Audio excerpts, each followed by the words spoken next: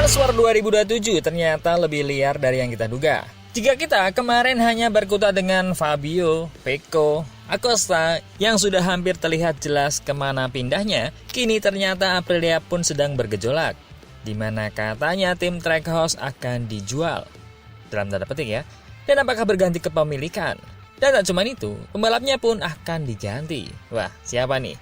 Dan juga ada tanggapan dari sang legenda balap yang bisa dibilang ini memperkuat rumor atau bahkan membocorkan kepindahan para pembalap top saat ini karena komentarnya. Dan juga Marc Marquez tegaskan yang tak akan bisa kalahkan dan bahkan tak berniat untuk mengalahkan rekor dari Valentino Rossi. Kita bahas.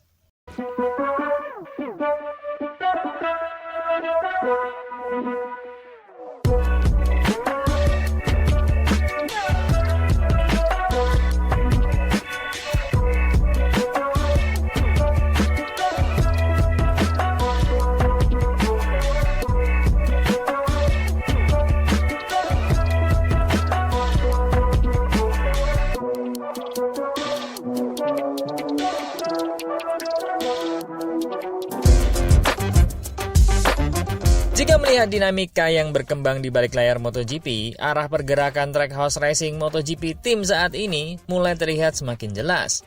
Isu penjualan sebagian saham tim bukan sekedar kabar finansial biasa, tapi berpotensi menjadi titik balik dalam cara mereka menentukan masa depan, termasuk dalam memilih siapa yang layak dipertahankan dan siapa yang harus dikorbankan.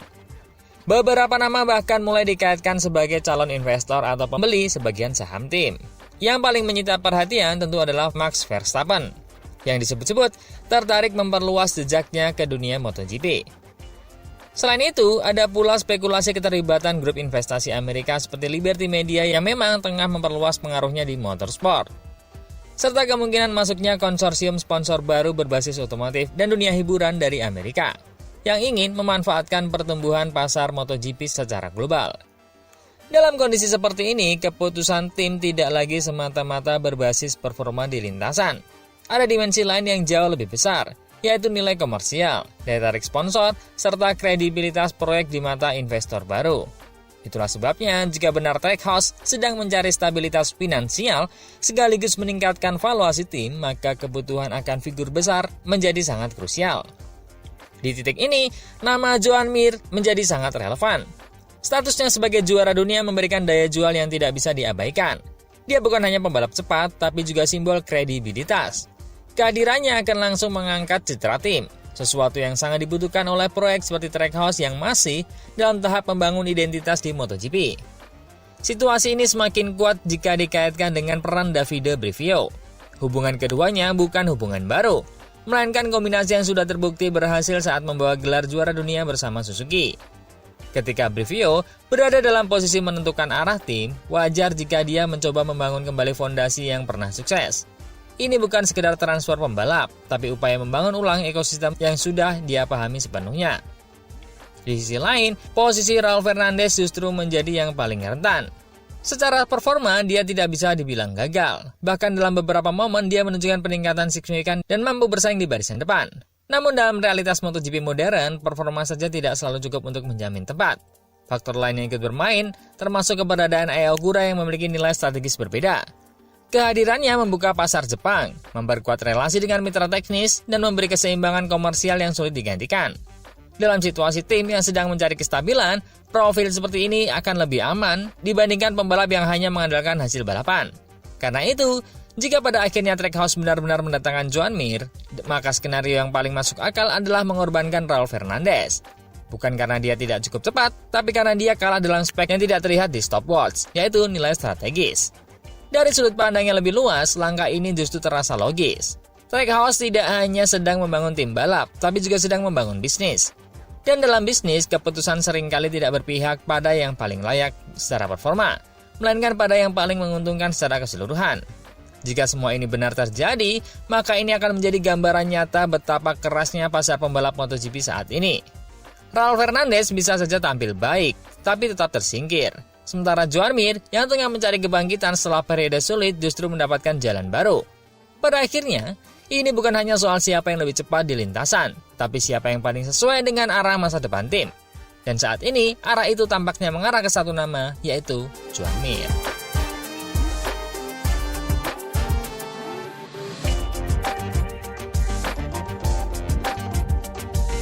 Berita kedua, jika ada satu suara yang biasanya tidak asal bicara di pedok MotoGP, itu adalah Jorge Lorenzo. Dan ketika dia dengan santai mengatakan 100% soal rumor kepindahan pembalap besar, disitulah semua mulai terasa bukan lagi sekedar spekulasi. Dari sudut pandang ini, pernyataan Lorenzo justru seperti membuka tabir yang selama ini masih samar.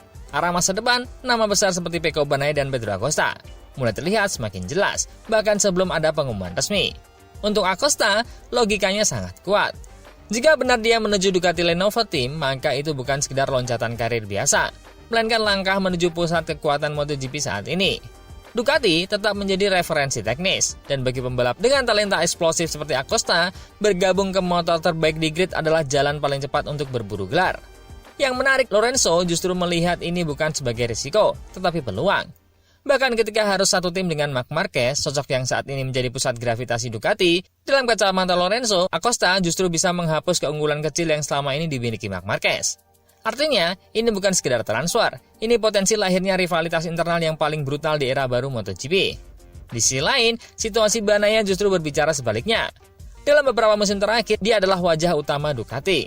Namun kehadiran Marc Marquez secara perlahan mengubah keseimbangan itu.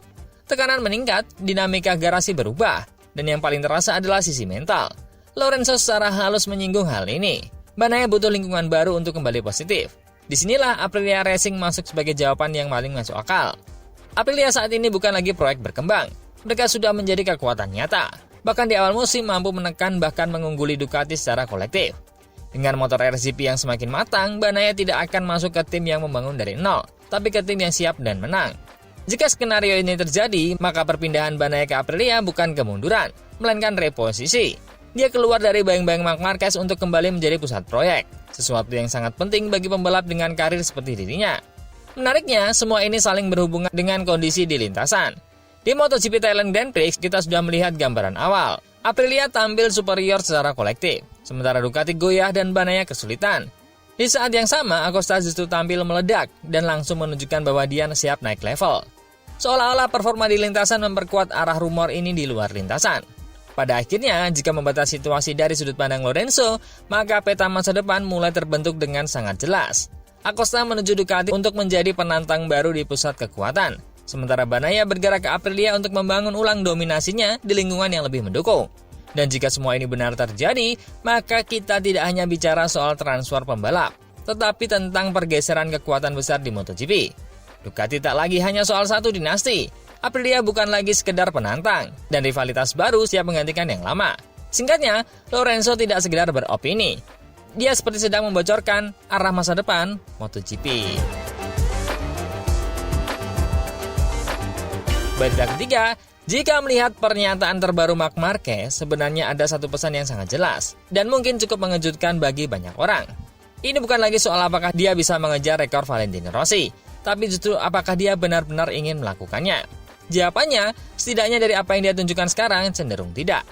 Selama ini, narasi besar di MotoGP selalu mendorong Marc Marquez ke arah yang sama, mengejar, menyamai, bahkan melampaui warisan Rossi.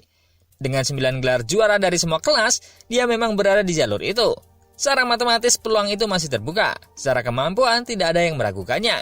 Namun yang berubah adalah cara pandang Marc Marquez terhadap karirnya sendiri. Berbeda dengan Rossi yang membangun karir panjang hingga usia 40-an, Marquez justru memberi sinyal bahwa dia tidak melihat dirinya berada di grid selama itu. Pernyataan bahwa dia tidak akan mencapai usia 40 tahun di MotoGP bukan sekedar komentar ringan, melainkan refleksi dari perjalanan karir yang sangat berbeda. Rossi adalah simbol konsistensi dan longevity. Dia menjaga level kompetitifnya selama lebih dari 2 dekade. Bahkan masih mampu menang balapan di usia yang mendekati 40 tahun.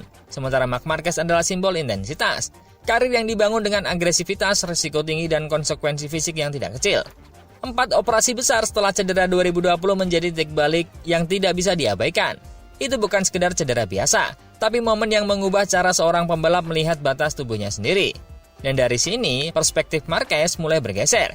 Bukan lagi soal berapa lama dia bisa bertahan, tapi seberapa maksimal dia bisa tampil selama masih di atas motor. Inilah yang membuat perbandingan dengan Rossi menjadi kurang relevan. Jika Rossi mengejar keabadian di lintasan, maka Marquez lebih terlihat mengejar puncak performa dalam waktu yang tersisa. Dia tidak membangun karir untuk bertahan selama mungkin, tapi untuk menang sebanyak mungkin dalam periode yang lebih pendek. Artinya, bahkan jika secara teori dia bisa mendekati atau melewati rekor Rossi, jalur yang dia pilih tidak dirancang untuk itu. Ditambah lagi, konteks kompetisi saat ini juga jauh lebih kompleks.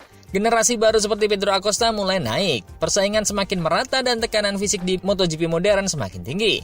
Untuk bertahan hingga usia 40 dalam kondisi seperti ini bukan hanya soal skill, tapi juga komitmen jangka panjang yang tampaknya tidak lagi menjadi prioritas Marc Marquez. Jadi jika ditarik ke satu kesimpulan yang lebih tajam, ini bukan cerita tentang Marc Marquez yang gagal mengejar Rossi. Ini adalah cerita bahwa Marc Marquez memilih jalan yang berbeda. Dia tidak sedang membangun karir untuk mengalahkan Rossi dalam angka. Dia sedang menyelesaikan karirnya dengan caranya sendiri, lebih singkat, lebih intens, dan mungkin lebih brutal. Dan justru disitulah letak perbedaannya. Rossi meninggalkan warisan sebagai pembalap yang bertahan paling lama di puncak. Marquez, jika konsisten dengan arah ini, dia akan dikenang sebagai pembalap yang mencapai puncak paling ekstrim, tanpa harus mengejar rekor itu sampai akhir.